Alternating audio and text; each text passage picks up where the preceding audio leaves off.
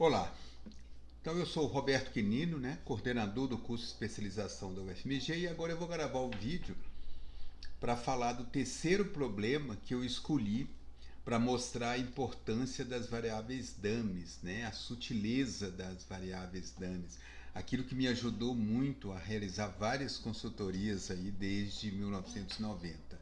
Então a gente vai falar do efeito matriz. Essencialmente, o efeito matriz ele pode ser entendido. Eu peguei esse manual, esse exemplo que eu achei muito interessante, né, que é o Guia para Tratamento Estatístico da Validação Analítica. Algumas colegas minhas aqui da UFMG da farmácia me passaram e eu achei muito interessante. E pode ser um exemplo da importância das variáveis dummies. Então essa é a parte 3, que eu também falo do uso de variáveis dummies. Só para ver o que o guia fala, né? O guia da Anvisa aqui, você pode baixar esse guia, é bem interessante inclusive, né? Então, para comprovação da ausência do efeito matriz, é necessário demonstrar que as retas de concentração vezes respostas analíticas da solução SQR, né, substância química de referência, e da solução da amostra fortificada com SQR são paralelas, conforme disposto no artigo 29 e 30 da resolução. Legal, vamos mostrar isso aqui num exemplo para ficar mais fácil. Eu chego aqui e faço 3 réplicas. X aqui é concentração e Y são absorvâncias. Ok? Eu vou fazer 3 réplicas. Réplica 1, réplica 2, réplica 3. Então, réplica, né? No sentido de repetir tudo novamente. Não é medida repetida da mesma unidade. Feito isso, a minha pergunta é a seguinte, né? Eu posso considerar que essas 3 réplicas têm a mesma inclinação? É isso que a gente vai colocar. Poderia também verificar se tem os mesmos interceptos também. Tudo aqui com variável dummy fica tudo bem tranquilo, né? Então, primeiramente, a ideia é verificar. Vamos fazer umas retas aqui para a gente ver como é que fica, tá? Olha, parece que são bem alinhadas, né? Mas nunca se sabe, né? Vamos colocar uma referência aqui. Eu coloco a ponta do mouse em cima, clico aqui do lado direito, vamos acrescentar uma linha de tendência, né? Vou marcar também vou pedir para ele colocar, exibir a equação, exibir o valor do R2, né?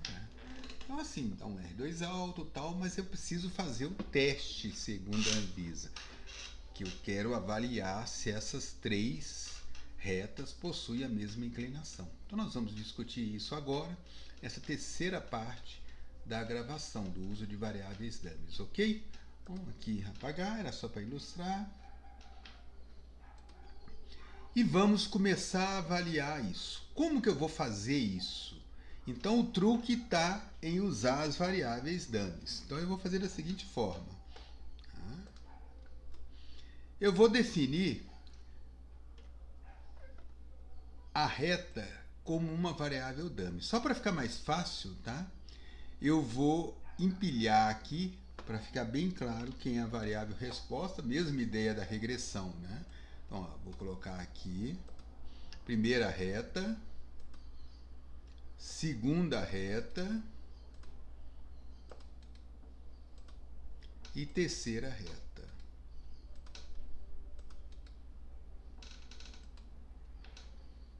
Aqui eu tenho a variável independente, que é a concentração. Vamos colocar aqui, né?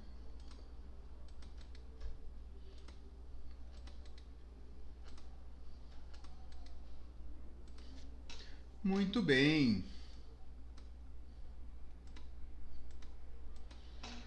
Então eu tenho aqui agora a absorvância em função da concentração. Mas eu preciso definir quem é quem aqui. Então assim, eu poderia chegar aqui e definir, né? Então eu posso vir aqui, ó, e definir a reta, né? Vamos chamar assim de reta. Aqui eu tenho a reta 1.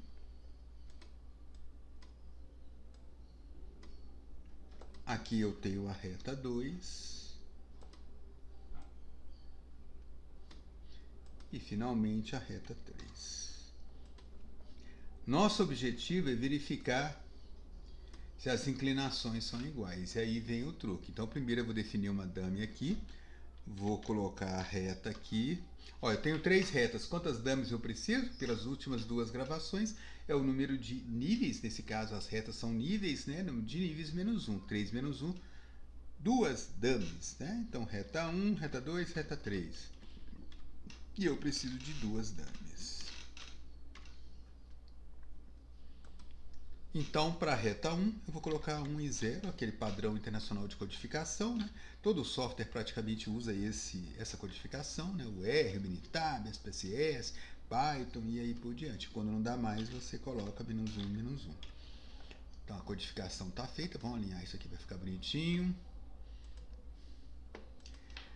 Agora, eu tenho que estruturar meu modelo. E a ideia é muito bonitinha aqui para você fazer isso. Então, como que eu escrevo esse meu modelo, admitindo esse modelo, relacionando y com x, admitindo que ele poderia ter 3 interceptos diferentes e 3 inclinações diferentes. Aqui está o truque que eu falei para vocês. Você vai fazer uma consultoria, como que você escreveria isso?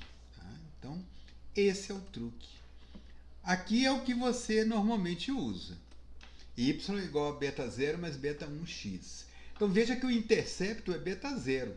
Mas como que eu codifico de tal forma que eu posso ter 3 interceptos? Simplesmente acrescentando essa parte aqui, ó. Beta 2, D1, beta 3. Veja, então vamos aqui, ó. Se D1 for 1, D2 for 0, vamos voltar aqui. D1 é 1 e D2 é 0. Qual é o intercepto? Beta 0 mais beta 2, porque esse aqui anulou. Se D1 for 0 e D2 for 1, quem é o intercepto? Beta 0, está aqui firme, esse foi anulado, e você teria esse aqui. Então, o intercepto seria beta 0 mais beta 3. E, finalmente, se D1 for menos 1 e D2 for menos 1, quem seria o intercepto? Então, o intercepto seria, ó, beta 0 menos B2 menos B3. Então, esse meu modelo até aqui, ó, ele permite eu avaliar 3 interceptos possíveis, que não é o nosso objetivo aqui. Nosso objetivo aqui é avaliar as inclinações. Aí vem o segundo truque. Eu também quero a mesma ideia, avaliando aqui, né, a mesma ideia, avaliando as inclinações. Então, como é que eu faço? Ora, eu uso uma variável que é o x multiplicado por D1, para que a gente consiga colocar em evidência, né, a inclinação. Então, vamos ver aqui, ó, só para a gente ver como é que fica. Ó. 1 e 0, D1, 1, D2, 0. Quando eu jogo aqui, se D1 é 1, D2 é 0, anulou. Então, a inclinação vai ficar B1 mais B4. Se D1 é 0 e D2 é 1, como é que vai ficar a inclinação? B1 mais, então, mais B5, né? Porque D1 é 0 e D2 é 1 agora. E se os dois forem negativos, D1 e D2 forem negativos, então vai ficar B1 menos B4 menos B5. Ou seja, um único modelo por causa das variáveis dummies que assume 3 interceptos possíveis e 3 inclinações possíveis. Então, está fechado. Essa é a ideia. A ideia dessas gravações é te permitir enxergar isso. O que vem agora aqui são testes de hipóteses clássicos, né? Não pode esquecer aqui, né, do componente erro aleatório, que baseado nos resíduos, a gente tem que verificar se essa componente erro pode ser assumido ser normal, com distribuição normal ou sedástica independente. A média é 0, porque eu estou usando mínimos quadrados aqui, né? Muito bem. E como que eu faço isso? Exatamente como eu estou fazendo aqui. Ó. Eu vou jogar isso aqui para cá, só para não me atrapalhar. Isso aqui é só uma referência, né? E vou dar uma afastada aqui para facilitar. Então vejam, eu tenho que colocar minha variável D1, minha variável D2. Então, como que eu coloco? Para a reta 1, eu vou colocar 1 e 0. Então, reta 1.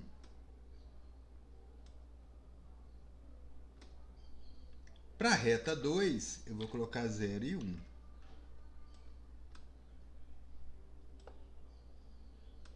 E, finalmente, para a reta 3, eu vou colocar menos 1, menos 1.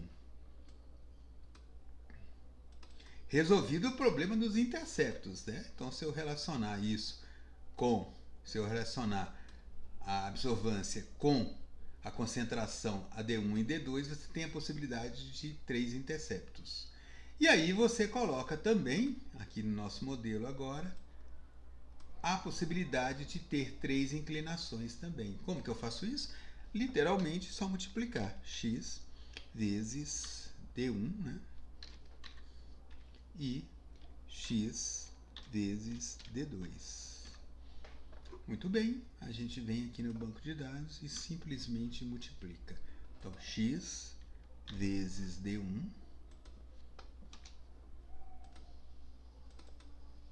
duplo clique maravilhoso do Excel, né? Igual, agora, x vezes D2.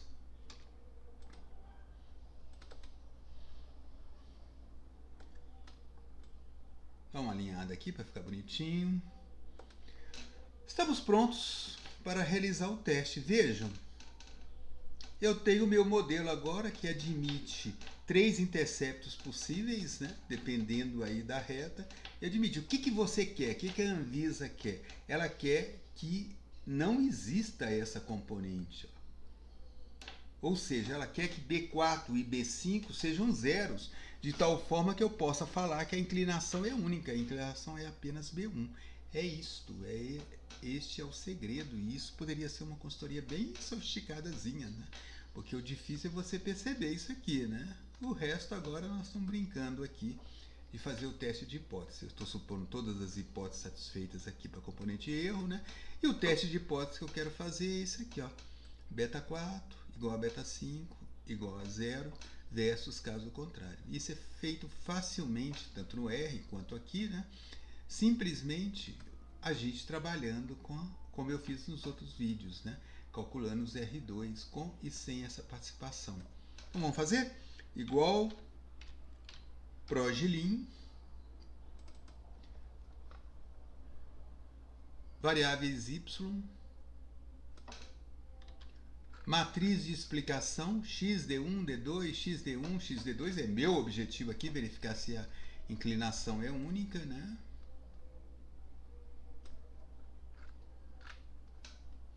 Quero intercepto, código 1, quero estatísticas. Muito bem. Chegar um pouquinho aqui para a direita. Vamos dar um espaço aqui. Aperto, seleciono a fórmula, apertando F2 e aperto Ctrl Shift Enter. Esse número aqui é o R2. Veja que nessas avaliações analíticas, né, da farmácia, da química, os R2 são muito altos, difícil até interpretá-los. Agora, difícil interpretar não, eles são altos, né, indicando uma proporção de variabilidade explicada pelo modelo altíssimo, né? Mas muitas vezes o que é alto para uma área pode não ser alto para outra área, né? Agora, eu vou agora calcular, vou fazer esse teste, né? Então eu vou fazer a mesma coisa, mas admitindo que isso aqui é verdade. Então eu vou eliminar do modelo as diferentes inclinações. Eu vou eliminar D1, XD1 e XD2. Então eu vou vir aqui, ó, vou fazer a mesma coisa, ó, igual progilin, valores conhecidos de Y, valores conhecidos da matriz X, né, das variáveis explicativas, sem adotar as diferentes inclinações. Então eu só vou até aqui, ó. Quero intercepto, quero estatísticas, ou seja, informações adicionais. Faço a mesma coisa, seleciono uma área, aperto F2 para selecionar a fórmula, Ctrl Shift Enter. Tudo isso pode ser feito no R ou qualquer outro software. Agora eu tenho aqui o novo R2. Veja que caiu de 9957 para 9947. Tá? Não pode esquecer que existe uma propriedade matemática, né, que no caso do R2, ele é sempre maior de acordo com a quantidade de variáveis. Então eu não tenho dúvida, se você usa mais variáveis, no primeiro modelo aqui eu usei 1, 2, 3, 4, 5. Então o R2 vai ser maior do que o segundo, que utilizou apenas 3. Mas agora, será que isso é significativo? Então, como nos outros vídeos, a gente vai calcular o F observado. Como que a gente calcula? Da mesma forma que eu disse nos outros vídeos. De qualquer forma, eu coloquei aqui para a gente lembrar. Ó. Vamos pegar aqui nos outros, né? Completo menos incompleto dividido pelo número de parâmetros que está em H0. No nosso caso aqui, o número que está em H0 são 2, né? Eu vou vir aqui, ó, aqui os dois, ó. Eu vou fazer o teste, ó. Igual R2 completo menos R2 incompleto dividido por 2, porque são os dois parâmetros que eu estou testando, né? Só lembrando aqui, ó, beta 4, beta 5. Tudo isso dividido, a gente deve isso aqui ao Fischer, né? Dividido por 1 menos R2 completo, dividido pela quantidade de dados. Quantos dados que a gente tem? Ó? Então vamos lá, 1, 2, 3, 4, 5, 6, 7, 8, vezes 3, 24 dados, né? Menos o número total de parâmetros estimados. A gente precisou estimar, só a gente vir aqui, né? Precisou estimar beta 1, beta 2, beta 3, beta 4, beta 5, mais beta 0. Então, 6 parâmetros foram necessários, né? Muito bem, então eu tenho aqui o F observado. Agora eu calculo o p-valor. Como eu falei nos outros vídeos, o p-valor aqui é bem interessante, porque ele é baseado na F, e o teste de hipótese aqui, ele é unilateral à direita, então é muito mais fácil do que o teste T, por exemplo, aquele primeiro que a gente fez lá, que ele era bilateral. Aí tinha que multiplicar o p-valor por 2, aqui não precisa. Aqui eu só preciso lembrar que o Excel dá área para baixo, então eu preciso calcular a área para cima, né? Então, dist F, o valor que você calculou,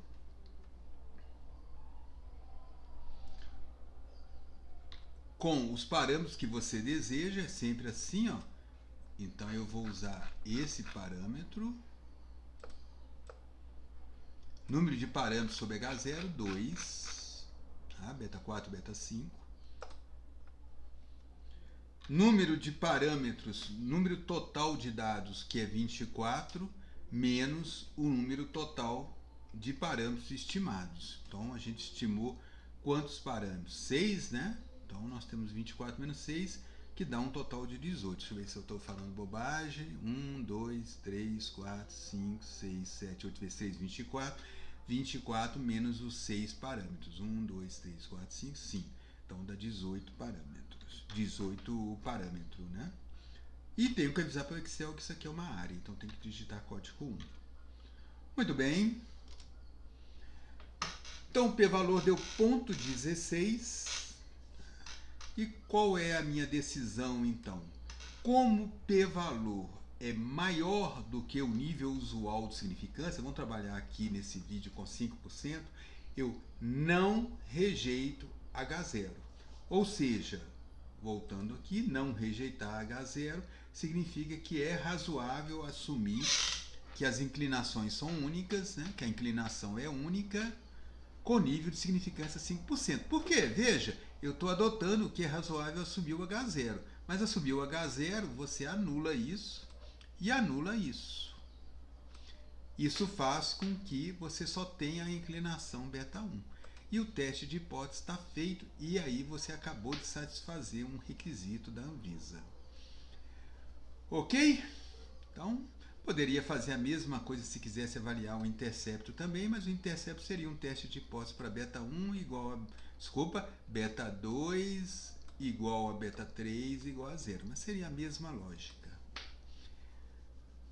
Tudo certo? Então é realmente incrível, né, o poder das variáveis dummies. Então, uma variável dummy. E se tiver situações categóricas no seu estudo, você consegue explicar quase tudo, né, cara? Obviamente, muitas vezes você fica com déficit de dados, né? Porque muitas vezes existe, mas isso aí é uma outra história, né? Hoje, com a disponibilidade de dados muito grande na ciência de dados, pode até não ser problema, mas muitas vezes no planejamento de experimentos é caríssimo os experimentos, então aí tem que avaliar com cuidado. Era isso, então eu acabei de mostrar para vocês 3 usos de variáveis dummies diferentes, né?